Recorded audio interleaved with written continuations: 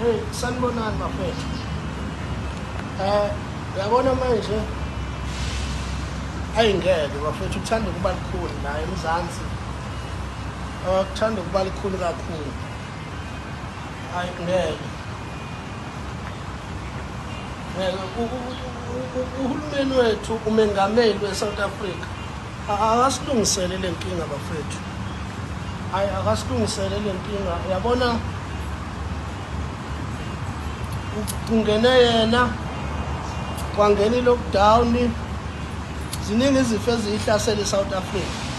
Ahlulekile ukuthi azimene nje njengomengameli wokuvikela isizwe. Kwambiwa amathuna ayimiliyoni. Lelo miliyoni langena abantu abanjani abamnyama laba abayithini. Kwathiwa sijove i-COVID. Abantu abajovela i-COVID bagcwele ibhedlela kuphithizela bona kumanje bayafa.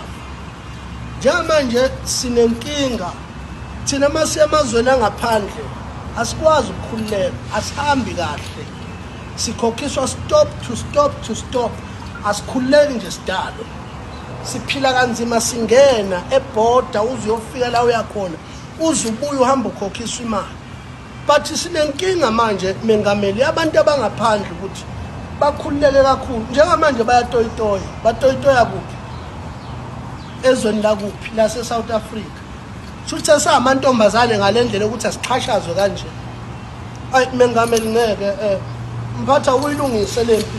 Yabona manje lento leno osuyikhulumile ukuthi ama-ID asezofakwa emzimbeni, sesizofakwa amanye ama-barcode futhi esinye isifo ukuthi siphinde sizwe sife futhi.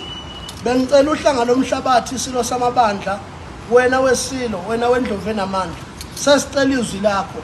Asithi-ke masicela izwi lakho sekufanele uphinde futhi kwenzeke okwenzeka esilweni samabandla umdlokombani owanele wathi akuvalwe i-lockdown washona. Njengamanje sesicela isizwe namakhosi umhlaba ukubuyela emakhosini ngoba ngathi uhulumeni nalabo bezepolitiki ngathi niyahluleka ukuphathizwa. Alibuyele emakhosini ngoba lesizwe simnyama siyaphela. Abantu abafayo abantu abamnyama. Kodwa nilibele kuloku niphikisana ngepolitiki abantu bayaphela. Miliyoni labantu abangcwathi. Ake nisilungiselele ngoba le kuthiwa i-ID izofakwa la emzimbeni sesenziswa manje ama-barcode esathanism ngenkani. Hey mina ngeke ngeke ngeke ngeke